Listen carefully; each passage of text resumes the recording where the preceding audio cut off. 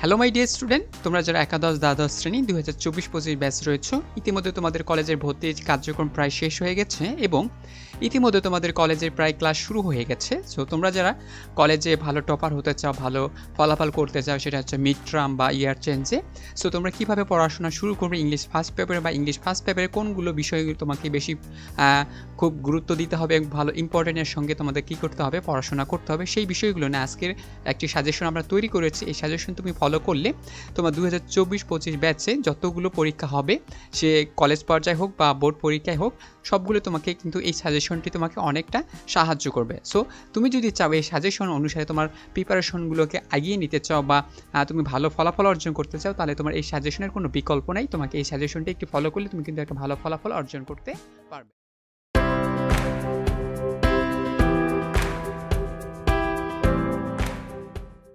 So আমরা দেখি যে আমাদের সাজেশনে কি রয়েছে। English First Paper Suggestion for Wall Exam SSC 2024-2025 Wall Boards, অর্থাৎ তুমি যে কোনো বোর্ডের হও না কেন তোমাকে এই সাজেশনটাই ফলো করতে হবে। সো আমরা প্রথমে রয়েছে most important passage for question number 1 to 3। So আমাদের কোয়েশ্চেন 3 পর্যন্ত অর্থাৎ প্যাসেজ থাকবে, অর্থাৎ 1-এর জন্য প্যাসেজ থাকবে, 2-এর জন্য প্যাসেজ থাকবে এবং 3-এর জন্য প্যাসেজ থাকবে। সো এই 3টা প্রশ্নের উত্তর আমাকে দিতে গেলে আমাকে প্যাসেজ ফলো করতে হবে, ঠিক আছে? সো আমরা প্যাসেজ ফলো করে কীভাবে এই 3টা প্রশ্নের উত্তর দিব, কিন্তু তার আগে আমাকে অবশ্যই জানতে হবে যে কোন প্যাসেজগুলো আসলে খুবই ইম্পর্টেন্ট রয়েছে 2024-25 ব্যাচের জন্য। সো আমরা প্রথমে আমি জাস্ট এখানে 10টি, তোমরা এখানে দেখতে পাচ্ছ আমি এখানে কিন্তু জাস্ট 10টি কী করে দিয়েছি, জাস্ট এখানে আমি 10টি প্যাসেজ দিয়েছি খুবই গুরুত্বপূর্ণ, যে প্যাসেজগুলো তোমাদের 2024-25 ব্যাচের জন্য খুবই ইম্পর্টেন্ট।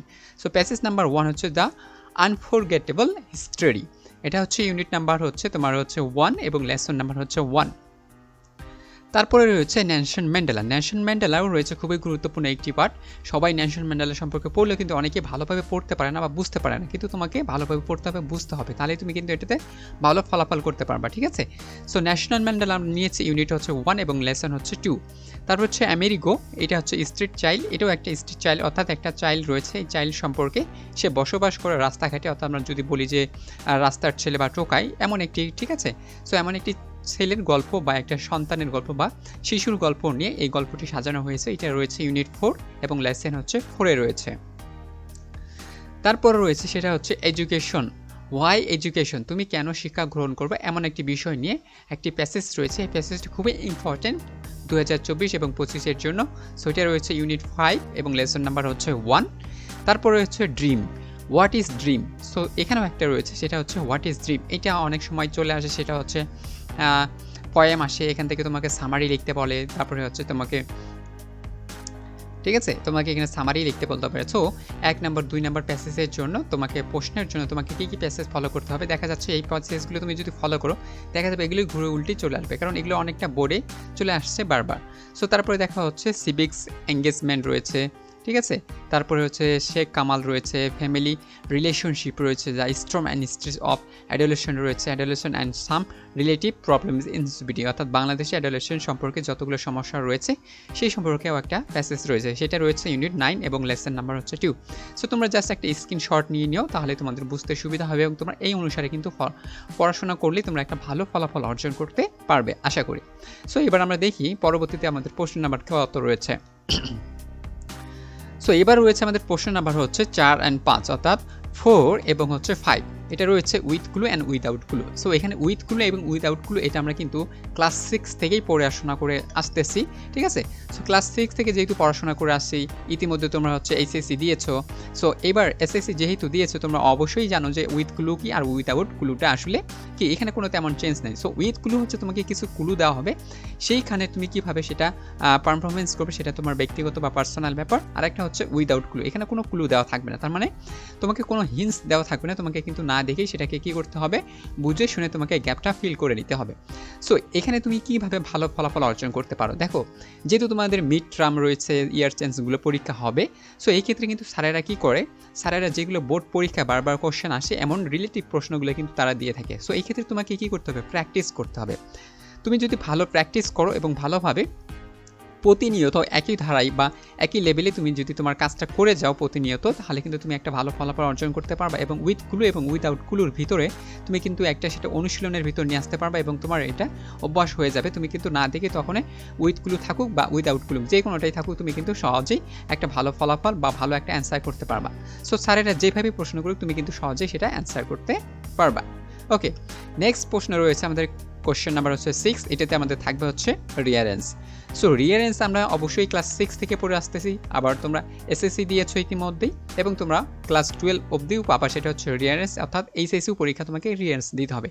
রিঅ্যারেঞ্জ, অ্যারেঞ্জ মানে হচ্ছে কি সাজানো, সেটা হচ্ছে রিঅ্যারেঞ্জ করা মানে হচ্ছে পুনরায় সেটাকে সাজানো, অর্থাৎ কোনো একটি ঘটনা বা কোনো একটি কারো জন্মসাল ধরো কেউ জন্মগ্রহণ করেছে তার একটি বিস্তৃততা থাকবে, কোনো লেখক সম্পর্কে থাকবে, কোনো একটা ঘটনা সম্পর্কে থাকবে, অথবা কোনো অপরিচিত একটা ঘটনা থাকবে, সেই ঘটনাগুলো এলোমেলো করে দেওয়া থাকবে।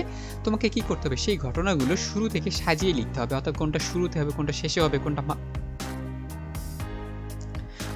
মাঝখানে হবে, এমন তথ্যগুলো তোমাকে দিয়ে কি করতে হবে, সাজিয়ে লিখতে হবে। সো রিয়ারেঞ্জ সম্পর্কে আমার একটা ভিডিও রয়েছে, উইথ ক্লু উইদাউট ক্লু সম্পর্কে আমার অনেকটা ভিডিও রয়েছে চ্যানেলে, তোমরা জাস্ট এখানে চেক করে নিবা, ঠিক আছে। সো রিয়ারেঞ্জ কীভাবে করতে হয়, তোমরা একটা যদি ভিডিও দেখো তাহলে তোমরা কিন্তু সব ভিডিওই তোমরা সহজেই করতে পারবা। সো এই ক্ষেত্রে তোমাকে কি করতে হবে, বোর্ড প্রশ্নগুলো একটু ফলো করতে হবে। সো আমি এখানে কিছু রিয়ারেঞ্জ দিয়েছি, মোটামুটি কয়টা দিয়েছে, 15টা। তোমরা যদি এই 15টা রিয়ারেঞ্জ তোমরা কি করো, আয়ত্তে নিয়ে আসতে পারো প্র্যাকটিস করে, তাহলে দেখবা যে তোমাদের প্রত্যেকটা পরীক্ষায় কমন থাকবে। সেটা হচ্ছে 2024-25 বোর্ড পরীক্ষা হোক, তুমি কিন্তু সবগুলোতেই কমন পাবা। সেটা হচ্ছে মিড টার্ম, ইয়ার সেন্স, তারপর হচ্ছে তোমার এইচএসসি যে পরীক্ষাটা হবে 2025 সালে, সেটাও তুমি কিন্তু কমন পেতে পারো। এই কয়টা মাত্র 15টা মাত্র, কারণ তুমি এগুলো ছোট থেকেই পড়ে আসতেছো, ঠিক আছে। যেমন হচ্ছে দ্য গ্রোসার অ্যান্ড হচ্ছে ফ্রুট সেলার, এটাও দেখো ঢাকা বোর্ডে আসছিল 2023 সালে, আবার ঢাকা বোর্ডে আসছে 2011 সালে, চিটাগাং বোর্ডে আসছিল হচ্ছে 2013 সালে, যশোর বোর্ডে আসছিল 2011 সালে। দেখো কত গুরুত্বপূর্ণ। সো এই গুরুত্বপূর্ণ বিষয়গুলো আমি কিন্তু খুঁজে খুঁজে তোমাদের জন্য একটা সাজেশন তৈরি করেছি, যাতে করে তোমাদের 2024-25 ব্যাচের কোনো ধরনের প্রবলেমে পড়তে না হয় রিয়ারেঞ্জ নিয়ে, বা যে কোনো যতগুলো আমি সাজেশন দিয়েছি এই ধরনের কোনো ধরনের প্রবলেমের যেন না পড়তে হয়। তারপর দেখো দ্য স্টোরি অফ সলমন, সলমনের একটা ঘটনা রয়েছে স্যালমনের। সো এই ঘটনা তোমাকে অবশ্যই পড়তে হবে। এটা চলে আসছিল ময়মনসিংহ বোর্ড 2023 সালে এবং ঢাকা বোর্ডে চলে আসছিল 2016 সালে। তারপর হচ্ছে ডক্টর মোহাম্মদ শহীদুল্লাহ, ঠিক আছে। ডক্টর মোহাম্মদ শহীদুল্লাহ সম্পর্কে তোমাকে ভালোভাবে জানতে হবে, একটা ভালো ধারণা রাখতে হবে। এটা চলে আসছিল হচ্ছে কুমিল্লা বোর্ড 2023 সালে এবং চট্টগ্রাম বোর্ড 2017 সালে। তারপর হচ্ছে এ ফুলিশ ফক্স, অবশ্যই একটা বোকা, বা আমরা যদি এটার অন্য নামেও থাকতে পারে, ঠিক আছে। সো একটা খ্যাকশিয়ালের গল্প আমরা অনেকেই পড়েছি। সো খ্যাকশিয়ালের গল্পটাও কিন্তু রিয়ারেন্সে আসে, অনেক সময় এসেছে। দেখো সিলেট বোর্ডে 2023 সালে আসছে, 19 সালেও এসেছিল, আবার রাজশাহী বোর্ডে 2023 সালে আসছে, চট্টগ্রাম বোর্ডে 2016 সালে এসেছে। তো তাহলে আমরা বুঝতেই পারছো কত গুরুত্বপূর্ণ এগুলো কিন্তু, ঠিক আছে। এরপর দেখো দ্য অ্যাপ্লিক্যান্ট অ্যান্ড হচ্ছে the sultan. So applicant and sultan নামেও একটা ঘটনা রয়েছে। এই ঘটনাগুলো তোমাকে কিন্তু ভালোভাবে আয়ত্তে নিয়ে আসতে হবে। হ্যাঁ, এমন ঘটনাগুলো কিন্তু আমরা ছোট থেকেই পড়ে আসতেছি। সো এই ঘটনাগুলো তুমি যদি আয়ত্তে নিয়ে আসতে পারো, তুমি কিন্তু ভালো একটা ফলাফল অর্জন করতে পারবা। হ্যাঁ, সো দেখো তুমি একটা যশোর বোর্ড 2023 সালে আসলো, রাজশাহী বোর্ড 2022, ঢাকা বোর্ড 2017 এবং হচ্ছে বরিশাল বোর্ডে 2017-তে আসছিল। তারপর হচ্ছে অ্যাস্ট্রোলল, তারপর হচ্ছে এ গ্রেটার থিঙ্কার, তারপর হচ্ছে এটা হচ্ছে 2023 সালে আসছিল বরিশাল বোর্ডে এবং রাজশাহী বোর্ডে আসছে 2017 সালে। তারপরে রয়েছে দ্য টিচার অ্যান্ড স্টুডেন্ট। তোমরা এগুলো জাস্ট একটু করে চেক করে নেবা, আমি তোমাদের জাস্ট পজ করতে চাই, তোমার স্ক্রিনশট নিলেই হবে। সো তোমরা এই রিয়ারেন্স 15টি যদি ভালো করে আয়ত্তে নিয়ে আসতে পারো এবং ভালোভাবে তোমরা যদি মুখস্থ করতে পারো বা বুঝে শুনে তোমাদের যদি মাথায় গেঁথে রাখতে পারো, তুমি কিন্তু বারবার আর পড়তে হবে না, তুমি একবার পড়লেই কিন্তু তোমাকে মনে থাকবে। জাস্ট তোমরা একটা টার্গেট নিবা কি আজকেই তোমাকে রিয়ারেন্স শেষ করতে হবে, তার মানে আজ থেকে 2 দিন লাগতে পারে, 3 দিন লাগতে পারে, তার মানে তুমি 15টা রিয়ারেন্স 3, 4 দিন, 5 দিন, 6 দিন, যতটা সময় লাগে তুমি নিয়ে একবারে রিয়ারেন্সটা শেষ করো। অর্থাৎ তুমি শুধু রিয়ারেন্সই পড়বা, অন্য কিছু পড়ার দরকার নেই। তার মানে তোমার এই রিয়ারেন্সটা কিন্তু আয়ত্তে চলে আসবে। তুমি এখন কীভাবে লিখবা সেটাও তোমার আয়ত্তে চলে আসবে, কোথায় কীভাবে লিখতে হচ্ছে, কোথায় কী লিখবা না, এমনটা লিখলে তোমার কিন্তু রিয়ারেন্সে একটা আয়ত্তে চলে আসবে। সো তুমি এইভাবে কিন্তু রিয়ারেন্সটা লিখতে পারো।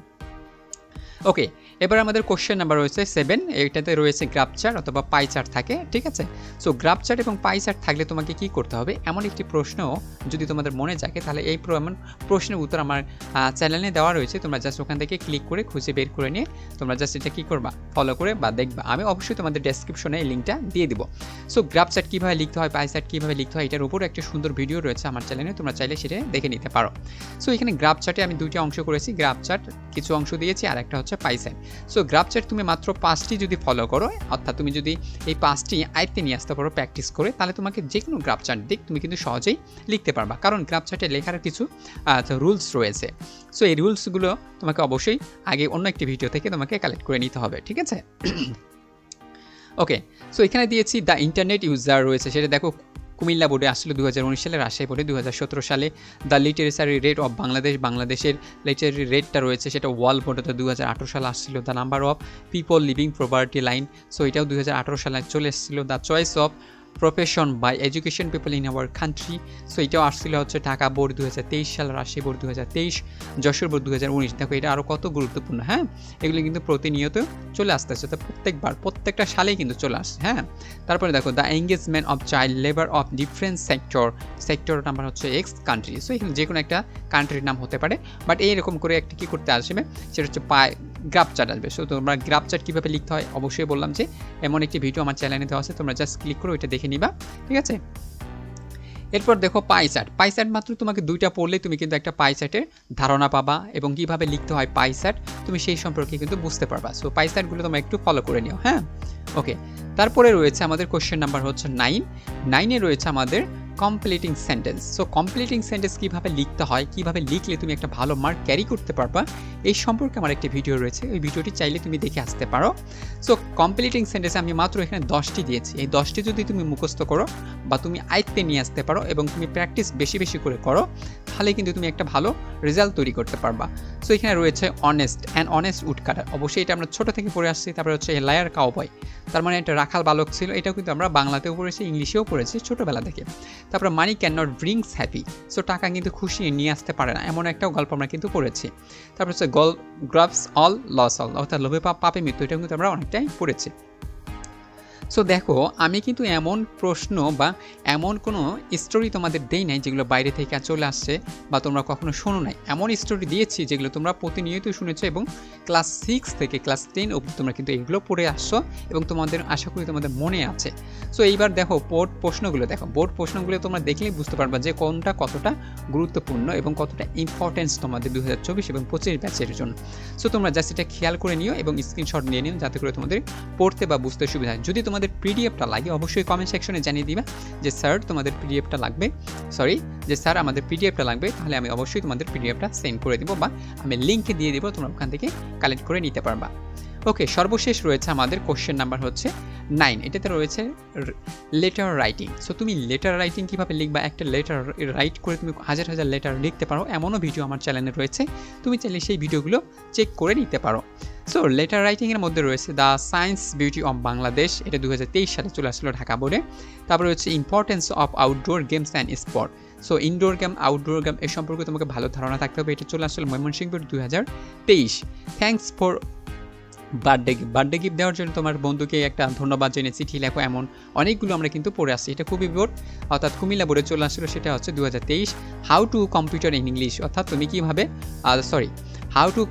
How to B competent in English, তুমি কীভাবে কম্পিটিশন করতে পারো, ঠিক আছে, ইংলিশে, সেটা তোমাকে কী করতে হবে। রাজশাহী বোর্ডে 2023 চলে আসছে। তারপর হচ্ছে to read English news paper, কীভাবে রিড নিউজ পেপার পড়বা, এটা 2023 দিনাজপুর বোর্ডে চলে আসছিলো। সো দেখো এমন একগুলো লেটার দিয়েছি যেগুলো কিন্তু রিসেন্টলি প্রত্যেকটা বোর্ডে চলে আসছে এবং প্রত্যেকটা খুবই গুরুত্বপূর্ণ, কারণ 2024-25 ব্যাচের জন্য খুবই গুরুত্বপূর্ণ এবং তোমরা কিন্তু তোমাদের সিলেবাসটা কিন্তু শর্ট সিলেবাসে পরীক্ষা হবে, আশা করি তোমরা এইগুলো বুঝতে পেরেছ। সো এই মাফিক তোমরা কিন্তু পড়াশোনা করো, যাতে করে তোমাদের একটা ভালো ফলাফল অর্জন করতে পারো এবং তোমাদের মিড টার্ম ফার্স্ট, তারপর হচ্ছে ইয়ার সেন্স, তারপর ফার্স্ট ইয়ার চলে যাওয়ার পর যেগুলো পরীক্ষা হবে অবশ্যই সেগুলো সময়ও তোমাদের সাজেশন দেওয়ার চেষ্টা করবো। অবশ্যই তোমরা যদি ভালো লাগে ভিডিওটা লাইক করবা, শেয়ার করবা এবং হচ্ছে সাবস্ক্রাইব করে আমার চ্যানেলের সাথে থাকো। So thank you very much, পরবর্তীতে কোনো একটি সাজেশন নিয়ে তোমাদের সাথে দেখা হবে। ভালো থাকো, সুস্থ থাকো।